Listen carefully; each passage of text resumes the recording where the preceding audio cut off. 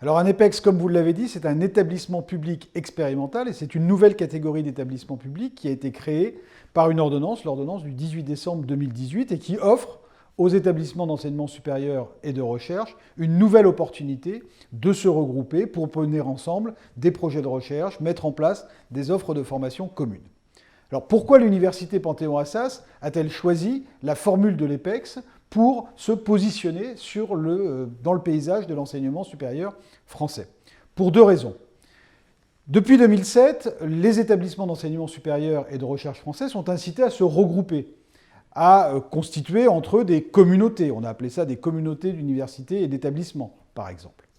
Dans ce processus qui a été lancé, je le disais, il y a une quinzaine d'années, l'université, après quelques hésitations, a fait le choix d'une grande indépendance qui a permis de préserver à la fois son autonomie, mais également son identité. Mais aujourd'hui, cette indépendance, à laquelle nous sommes évidemment tous attachés, cette indépendance, nous devons à la fois la protéger, mais également éviter qu'elle nous conduise à un isolement trop important.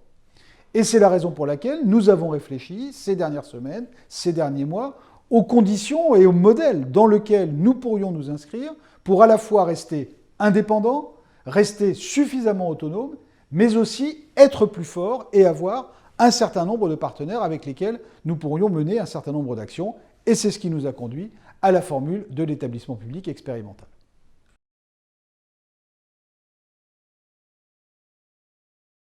Le grand avantage de l'EPEX, c'est qu'il offre un cadre très souple au regroupement et aux collaborations entre établissements d'enseignement supérieur et de recherche. Et c'est cette souplesse, cette agilité que nous avons recherchée.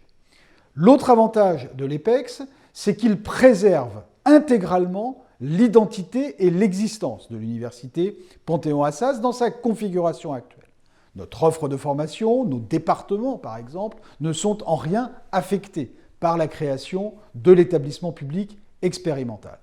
Préservation de notre autonomie, agilité institutionnelle.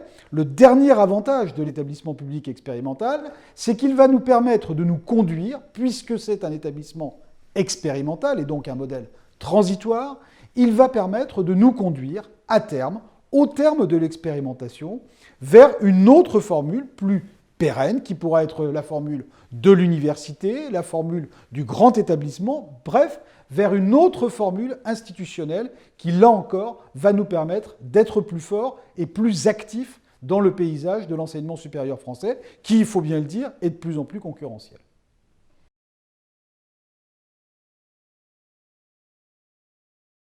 Alors effectivement, un EPEX, par définition, se construit avec des partenaires. Et donc tout l'enjeu, d'emblée, a été d'identifier les partenaires avec lesquels nous pourrions construire le modèle d'établissement public expérimental que nous avions en tête. Nous voulions des partenaires qui soient leaders dans leur domaine de spécialité. Nous voulions des partenaires qui aient une offre de formation et de recherche complémentaire à celle de l'université Panthéon-Assas. Et nous voulions enfin des partenaires qui aient la même vision de la construction de cet établissement public expérimental, c'est-à-dire une vision dans laquelle chacun des partenaires préserve intégralement son identité et son autonomie. Et donc nous avons identifié ces partenaires assez rapidement, grâce notamment à des accords ou à des projets que nous menions en commun depuis un certain nombre d'années. C'est le cas de l'ICIT, par exemple, l'Institut supérieur d'interprétariat et de traduction, avec laquelle nous avons un master conjoint depuis plusieurs années, ce qui nous a ensuite conduit vers l'EFRAY Paris, qui est une école d'ingénieurs spécialisée dans le numérique, très leader dans son domaine, puis vers le centre de formation au journalisme et l'école W, qui a une activité à la fois complémentaire et qui peut considérablement enrichir ce que nous faisons à l'Institut français de la presse, à l'université Panthéon-Assas, et puis enfin l'IRSEM, l'Institut de recherche stratégique de l'école militaire, qui là vient appuyer considérablement les activités de l'université dans le domaine de la sécurité, de la défense et des relations internationales. Ces quatre partenaires-là, véritablement remplissaient tous ces critères, nous permettant de construire un projet en synergie complète.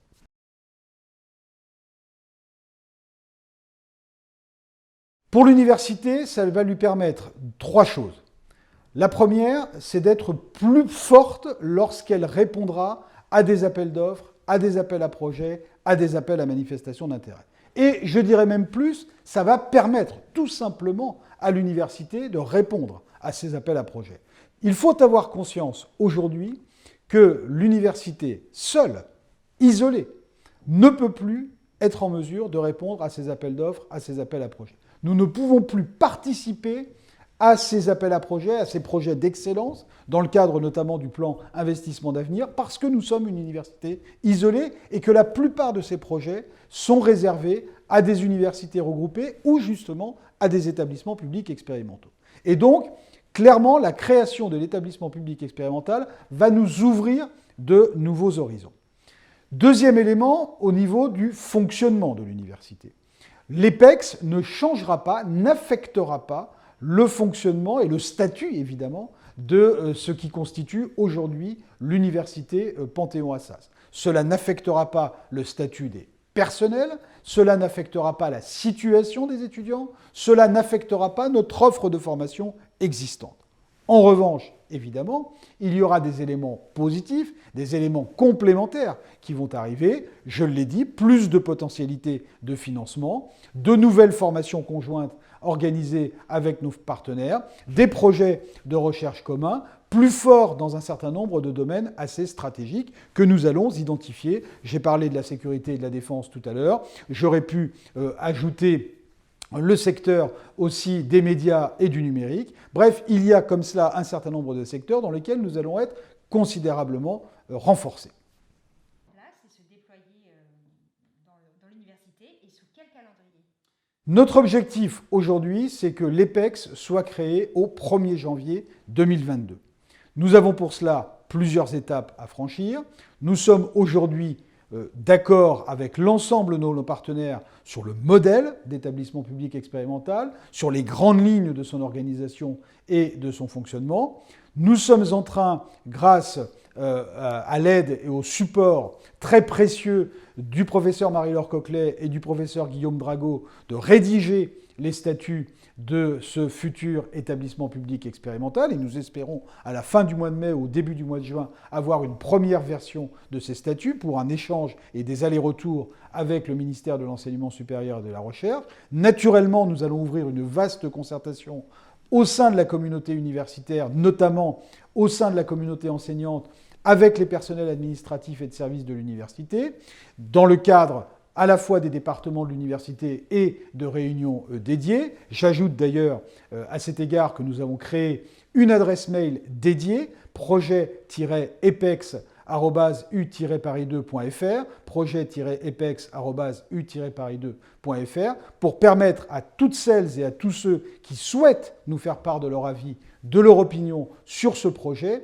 de transmettre et de nous envoyer leurs avis. Donc cette concertation va se dérouler jusqu'à l'automne, et à l'automne arrivera la phase plus institutionnelle, avec passage de notre projet d'EPEX au Conseil national de l'enseignement supérieur et de la recherche, le CNESER, et puis ensuite la publication d'un décret, je l'espère, dans le courant du mois de décembre, pour une création effective au 1er janvier 2022. C'est une question importante, évidemment, la question du nom. Je l'ai dit, le projet d'EPEX, il s'inscrit clairement dans une démarche où je souhaite que l'université Panthéon-Assas conserve son identité, conserve ce qui a fait son histoire, conserve ce qui fait aujourd'hui sa réputation et son excellence, à la fois au niveau national et au niveau international. La question du nom de l'université sera évidemment posée dans le cadre de notre réflexion sur la création de l'EPEX. Elle sera posée évidemment avec nos partenaires, mais elle sera posée d'abord et avant tout au sein de notre communauté universitaire. Et donc c'est une question qui sera posée, mais qui n'est aujourd'hui absolument pas tranchée.